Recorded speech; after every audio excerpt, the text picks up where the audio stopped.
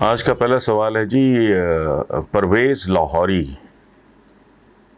ہوائے امریکہ سے. وہ سوال عجیب و غریب سا ہے، لیکن بہرحال وہ کہاں کی بات کو کہیں لے گئے ہیں. وہ کہتے ہیں کہ آپ کے آج کے کالم اداسیاں میری داسیاں کے تناظر میں ایک سوال پوچھنا چاہوں گا کہ آپ نے کالم میں جس غیر ملکی دورے کا ذکر کیا ہے، کیا یہ وہی دورہ ہے جس میں آپ ڈاکٹر اجمل نیازی، مرحوم توفیق بٹ، عطا اللہ قاسمی، دیگر سائل پہ صرف شارٹس میں کھڑے ہیں؟ پلیز اس تصویر کے حوالے سے اپنی یادیں ہمارے ساتھ شیئر کریں. پرویز لاہوری صاحب، میں تو ایسی کسی تصویر کے بارے میں نہیں جانتا، اور نہ ہم سب جن کے آپ نے نام لیے.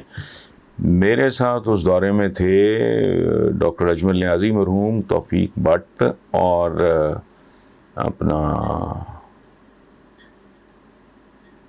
حفیظ اللہ نیازی، توفیق بٹ اور ڈاکٹر اجمل نیازی. بس یہ تین لوگ تھے، اور وہاں کچھ ساحل واحل یہ وہ. میں تو اس طرح کے احمقانہ بچگانہ حرکت کا تصور بھی نہیں کر سکتا. میں تو بڑا پرائیویٹ پرسن ہوں. میں تو میرا تو میل ملاپ سوشلائز میں بالکل ہی نہیں کرتا. اس طرح کی حرکت کا میرے جیسے بندے سے تو توقع رکھنا ہی بڑا عجیب ہے. لیکن ڈیفینیٹلی نہیں. یہ وہ دورہ تھا جس میں قاسمی صاحب نہیں تھے، بلکہ ہمارے ساتھ حفیظ اللہ نیازی صاحب تھے. تو وہ اچھا دورہ تھا. اس میں میرا چونکہ ڈاکٹر اجمل نیازی کے ساتھ اس طرح کی دوستی، یا کبھی کولیگ رہے ہوں، یا بھی کبھی کسی جگہ پہ کام کیا ہو، یا ہمارا بیک گراؤنڈ ایک جیسا ہو. میں لائل پور سے، وہ میاں والی، تو ہمارا کچھ بھی آپس میں ملتا نہیں تھا، اور مزاج بھی نہیں ملتا تھا. ہم کلچرلی ڈفرینٹ لوگ تھے بالکل. لیکن وہ ایک لائکبل آدمی تھے، مجھے پسند تھے وہ. لیکن تعلق بڑا ریسٹرکٹیڈ اور بڑا محدود. اس کو آپ شناسائی، ایک اچھی شناسائی کہہ سکتے ہیں، باقی نہیں. اور وہ میں نے، مجھے جب ٹرکس نے، وہ گولڈن موومنٹ والوں نے کہا، تو میں نے کہا کہ میں تو ہر بندے کے ساتھ تو ٹریول بھی نہیں کر سکتا. اگر ان تین دوستوں کو اگر آپ رابطہ کریں تو میں بھی ان کو کہہ دوں گا. تو اس طرح ہم گئے تھے. لیکن یہ ساحلوں پہ اور یہ اور وہ اور گوریوں کے ساتھ میرا ٹائپ نہیں ہے. ملکہ ترنم نور جہاں کے حوالے سے چند روز قبل ایک پاکستانی پاپ سنگر علی عصمت نے کچھ الفاظ شرارتاً کہے. اس کے بعد سوشل میڈیا پہ حقیقتاً بھونچال آ گیا، اور اس گلوکار کے ساتھ وہ سلوک ہوا کہ بیان سے باہر ہے. آپ میڈم نور جہاں کی خدمات اور گلوکاری کے حوالے سے کچھ کہنا چاہیں گے؟ سدرا ملک، ماڈل ٹاؤن، لاہور. دیکھیں بیٹا، کسی بھی آدمی کی دو زندگیاں ہوتی ہیں. ایک ہوتی ہے اس کی پرائیویٹ لائف، ایک ہوتی ہے اس کی پروفیشنل لائف. میرا تعلق نور جہاں کی آواز کے ساتھ ہے. باقی وہ ذاتی زندگی میں کیسی تھیں، کیا تھا، ان کی اپنی کنفیشنل سٹیٹمنٹس اتنی زیادہ ہیں جن پہ تبصرہ کرنے کی ضرورت نہیں ہے. لیکن وہ ہمارا بنتا نہیں.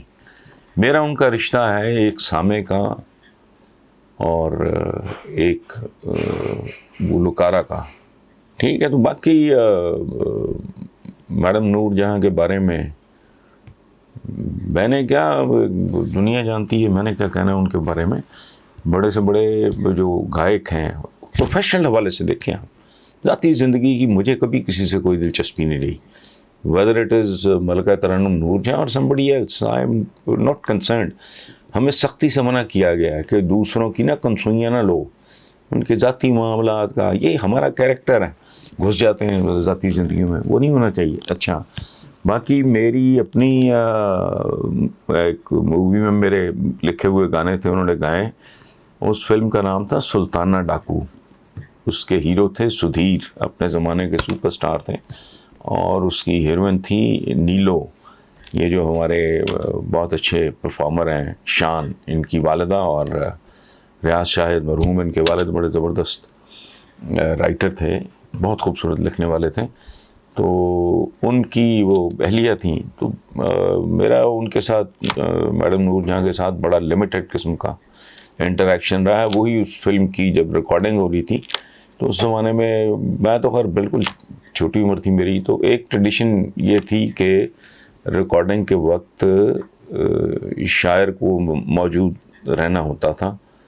وہ اس لیے کہ اگر کوئی لفظ سنگر کے اس کے تلفظ کا اس کو پرابلم ہو تو وہ اس کو تبدیل کر سکے یا اس طرح کی وجہ. وہ میری فوٹوگراف بھی ہے ان کے ساتھ. میں نے بڑے سے بڑے سیاستدان کے ساتھ کبھی اپنی تصویر نہیں رکھی, لیکن دور جہاں تاریخ ہیں, باقی ان کے بارے میں پڑھنے کو بہت کچھ ہے. اس طرح ہمارے پروگرام میں تو اتنی گنجائش نہیں. یہ سوال ہے جی حیدر خان ہے پشاور سے. وہ کہتے ہیں کہ جی حالات کو دیکھ کے لگتا ہے کہ وزیر اعظم عمران خان پاکستانیوں کو ریلیف دینا چاہتے ہیں, لیکن انہیں سمجھ نہیں آ رہی کہ ریلیف دینے کا بہترین طریقہ کیا ہے. چند روز قبل انہوں نے خود اعتراف کیا کہ ہم جو کچھ کر رہے ہیں اس کی تفصیلات عوام تک پہنچانے میں ناکام ہیں. تو کیا یہ طریقہ قابل عمل نہیں کہ وزیر اعظم عمران خان میں مشیروں و معاونین کی بجائے براہ راست عوام سے. اچھا دیکھیں حیدر خان صاحب, یہ جو بات آپ نے کی ٹیلی فون کالس, یہ نہیں ہو سکتا. آپ کتنا مینیپولیٹ کر سکتے ہو؟ ایک گھر کی انکم ہے 1000, خرچہ اس کا جینون کرایہ شرایہ بجلی ڈال کے وہ اس کا خرچہ ہے 2 لاکھ. اس میں کیا کرو گے آپ؟ کیسے ریلیف؟ یہ اشکشو ہی ہے. وہ پنجابی میں کہتے ہیں گونگلوں تو مٹی چاڑن والی گال. اور یہ میں جانتا ہوں عمران بڑا سافٹ ہارٹڈ آدمی ہے اندر سے. میں نے خود یہ تماشے دیکھے ہوئے ہیں, بھگتے ہوئے ہیں اس کے ساتھ. لیکن how can you do it? یعنی اس سے بڑی بات تو نہیں ہو سکتی. کوئی ماں بھوک کی وجہ سے, فاقوں کی وجہ سے بچوں کو نہر میں پھینک کے خودکشی کر لیں. کوئی باپ ابھی تھر میں کیا 3 بچے اپنے کنویں میں پھینک کے اس نے بھی چھلانگ مار لی. نہیں کر سکا نا مینیج. اب کوئی وزیر اعظم ہو, کوئی پریزیڈنٹ ہو, یا جو کوئی بھی ہو, اگر اس کے پاس وسائل ہی نہیں ہیں تو وہ کیا کر لے گا؟ زیادہ سے زیادہ ماں کچھ نہیں کر سکتی, باپ کچھ نہیں کر سکتا. تو ملک کے جو, لیکن مجھے ایک بات میں اضافی براہ راست آپ کے سوال میں تو اس کا نہیں ہے کہ میں صرف ایک بات پاکستانی بھائیوں, بزرگوں, دوستوں سے شیئر کرنا چاہ رہا ہوں, اور وہ صرف اتنی ہے کہ یہ جو کچھ اس ملک میں آج ہو رہا ہے اس کی بنیادیں کہیں اور ہیں. یاد رکھیں, کہتے ہیں کہ وہ فلاں مرکز ہے زلزلے کا, اتنے 1000 میل دور زلزلہ کام یہاں دکھا رہا ہے. سو اگر انہوں نے, عوام نے ذرا سے بھی پٹڑی سے سرکنے کی کوشش کی تو ایسی لیٹ نکالیں گے جو پچھلے حکمران ہے کہ دنیا یاد رکھے گی. بہرحال اس سے زیادہ نہیں. باقی ریلیف شلیف والی بات کو نہیں, چھوٹی موٹی وہ کیا ہے, وہ مذاق خیز ہیں. یہ الٹا چکر ہے اس ملک میں چلا. اصولاً یہ ہونا چاہیے کہ اگر میں بجلی کا بڑا بائر ہوں, ایک ہاؤس ہولڈ کی بات کر رہا ہوں, گھر کا, تو مجھے اس میں ڈسکاؤنٹ نہیں ملتا. لیکن یہ کیا بدماشی ہے بھائی کہ پر یونٹ جیسے جیسے میرا سلیب بڑھتا جا رہا ہے میری پر یونٹ کاسٹ بڑھتی جا رہی ہے. یہ کیا احمقانہ کام ہے یہ جو یہ کرنے جا رہے ہیں؟ پتہ نہیں کیا ہے کہ نہیں, ابھی مجھے نہیں پتا, کہ موٹر سائیکل والوں کو ریلیف دیں گے. وہ ایڈیٹس جو سامان جو ٹرانسپورٹیشن جس کی بڑے بڑے اس پہ ہوتی ہے, کنٹینرز پہ یا ٹرکس پہ, یہ بڑی گاڑیوں پہ, جو اس کی قیمت میں اضافے کا باعث بنتی ہے چونکہ ٹرانسپورٹیشن کاسٹ بڑھ جاتی ہے. موٹر سائیکل والوں کو تم ریلیف دے بھی لو گے تو کیا کر لو گے اس سے؟ بالکل. اور اس پہ دھاندلی شروع ہو گئی ہے. جس طرح کے بد کردار لوگ ہیں, میں آج یہ اخبار میں پڑھ رہا تھا کہ اس میں انہوں نے نا کوئی ڈنڈی مارنی شروع کر دی ہے. تفصیلات مجھے یاد نہیں, آج پتہ نہیں آج کیا تاریخ ہے, جو بھی ہے آپ اخباروں میں اٹھا کے دیکھیں اوقات. سوال ہے جی مریم علی ہیں, وہ طالبہ ہیں میس کمیونیکیشن کی, پنجاب یونیورسٹی لاہور سے. وہ کہتی ہیں کہ پاکستان اور امریکہ کے تعلقات اس وقت جس طرح جامد حالت میں ہیں, یعنی نہ تو امریکن صدر نے وزیر اعظم عمران خان سے رابطہ کیا, نہ ہی یہاں کوئی پیش رفت ہوئی ہے. میرا سوال یہ ہے کہ موجودہ حالات میں امریکہ اور پاکستان کے موجودہ تعلقات کا پاکستان کو کچھ فرق پڑے گا یا نہیں؟ مریم بیٹا, پہلی بات تو یہ ہے کہ پاکستان جہاں پہنچا ہوا ہے, اب اس سے زیادہ کیا فرق پڑنا ہے؟ کیا کرنسی آپ کی رول گئی ہے, اس بری طرح ڈی ویلیو ہوا روپیہ. آپ میس کمیونیکیشن کے اسٹوڈنٹ, آپ کو سمجھ پتہ نہیں آتی ہے کہ نہیں؟ میں آپ کو بتا رہا ہوں سادہ زبان میں کہ ڈی ویلیویشن کا مطلب کیا ہوتا ہے کہ اگر آپ کے پرس میں 5000 روپیہ پڑا ہے نا, وہ آپ سمجھو وہ پگھلنا شروع ہو گیا ہے. وہ 4.25 رہ گیا ہے, پھر 4.5 رہ گیا ہے, پھر 4.25 رہ گیا ہے, 4 رہ گیا ہے. This is what اس کی قوت خرید, یعنی اس سے بڑی چیٹنگ ہو نہیں سکتی کہ ایک حکومت آپ کو ایک پرومسری نوٹ ہوتا ہے, جو کرنسی نوٹ ہوتا ہے, وہ دے رہا ہے کہ 5,000 اس کی اتنی قوت خرید ہے جتنی بھی ہے. وہ مسلسل اگر گرنی شروع ہو جائے تو اس کا مطلب ہے کہ آپ کے ساتھ فراڈ ہو رہا ہے. اب جہاں یہ صورتحال ہے, اقتصادی تو چھوڑیں, اخلاقی طور پہ ملک جس حالت جہاں پہنچا ہوا ہے, بات کرتے ہوئے بھی شرم آتی ہے, تو اس سے برا کیا ہونا ہے. سابق پرنسپل ہے, ان کا نام مجھ سے پڑھا نہیں جا رہا ٹھیک, انہوں نے آریان کے حوالے سے بات کی ہے, شاہ رخ خان کے بیٹے کے حوالے سے. تو بی گزارش یہ ہے کہ ہر چیز میں سازش اور یہ وہ نہیں ڈھونڈا کرتے وہ. اور اس میں کوئی آج کل ہے, یہ عام ہے, ہماری اپنی سوسائٹی میں بہت ہو گیا ہے, متمول گھروں کے بچے, اور وہ تو بہت ہی متمول گھر کا بچہ ہے, پھنس گیا ہوگا, اس نے باپ سے معافی مانگی ہے. شاہ رخ اس کے ساتھ ملنے گیا ہے, دونوں باپ بیٹا روتے رہے ہیں. اس نے پوچھا تم کھانا ٹھیک کھا رہے ہو؟ اس نے کہا مجھ سے جیل کا کھانا نہیں کھایا جا رہا. روتے رہے باپ بیٹا, اور اس نے آریان نے اپنے باپ سے معافی مانگی ہے. تو اس میں کیا ہے, کوئی سازش نہیں کیا ہوگا, کرتے ہیں متمول گھروں کے بچے. یہ تمول کی بدقسمتیاں بھی بہت ہیں. اللہ سے بندہ آسودگی مانگتا ہے, تمنگری مانگتا ہے, لیکن مانگتے ہوئے سوچ لینا چاہیے کہ یہ کن شرائط پہ پورا ہوگا.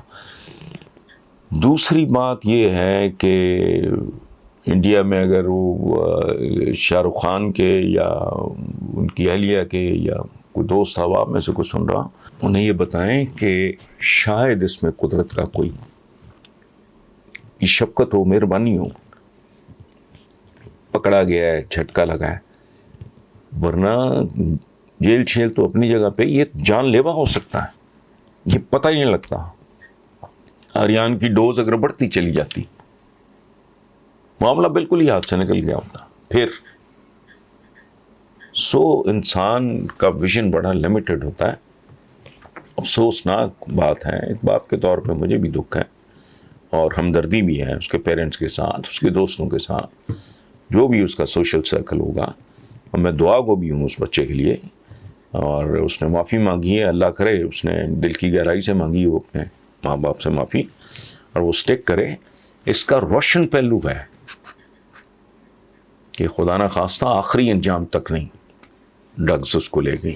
زندگی ہے تو سب کچھ ہے, اللہ بہتری کرے.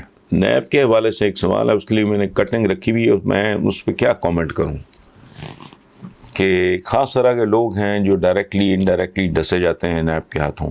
تو اس میں موٹی بات میں آپ کو بتا دیتا ہوں, یہ ستار خان صاحب کی رپورٹ ہے, اور وہ بہت ریلائبل آدمی ہیں. وہ کہتے ہیں نیب میں 179 میگا اسکینڈلز ہیں لسٹ پہ, یا جو پروو ہو رہے ہیں. بیوروکریٹس پہلے نمبر پہ ہیں, سیاستدان دوسرے نمبر پہ. اور یہ لوگ مجھے کہتے بھی ہیں کہ آپ سیاستدانوں کو فوکس کرتے ہیں, تو ایک بات پلیز آپ لوگ بھی ذہن میں رکھیں, بیوروکریٹ میری مدد سے بیوروکریٹ نہیں بنتا. جج یا جرنیل ہو یا کوئی اور ہو, یا کوئی آرٹسٹ ہو, کوئی رائٹر ہو, کوئی پوئٹ ہو, کوئی سنگر ہو, کوئی انجینئر ہو, کوئی ڈاکٹر ہو, وہ میرے بلبوتے پہ نہیں بنا یا آپ کے بلبوتے پہ نہیں بنا. اس پہ ہمارا وہ کلیم ویسا ہے نہیں, ہونا چاہیے لیکن ویسا ہو نہیں سکتا. سیاستدان کا تو وجود ہی 2% کی ووٹ کی پرچی کی وجہ سے ہے, اس لیے اس پہ غصہ زیادہ آتا ہے. باقی اگر وہ کرتا ہے تو ظاہر ہے اس نے جو کچھ بھی کیا اپنے طور پہ اچیو کیا. بہرحال تو پہلے نمبر پہ بیوروکریٹس ہیں, پھر دوسرے نمبر پہ سیاستدان ہیں. کرپشن کی مجموعی رقم ہے 774 ارب. بیوروکریسی نے کھایا ہے 474, ٹوٹل ہے 774. اچھا, جبکہ 21 سیاستدانوں کی کرپشن ہے 195 ارب. صرف 21 لوگ اس بھوکے ننگے ملک کا 195 ارب کھا گئے. پھر مہنگائی کو نہیں رونا تو کیا کرنا ہے, ان کا علاج کچھ اور ہے. میں کل سچ ٹی وی کے میں ایک انٹرویو کے دوران فریحہ ادریس ہیں ان کا نام، اگر مل جائے تو وہ سن لیں، وہ علاج ہے اس ملک میں، اس کے علاوہ نہیں۔ اچھا، تو 23 انکوائریوں میں رقم کا تعین نہیں ہے، 92 کو 17 سال ہو گئے ہیں۔ تو میگا سکینڈلز میں آصف زرداری، میاں منشا، اسحاق ڈار،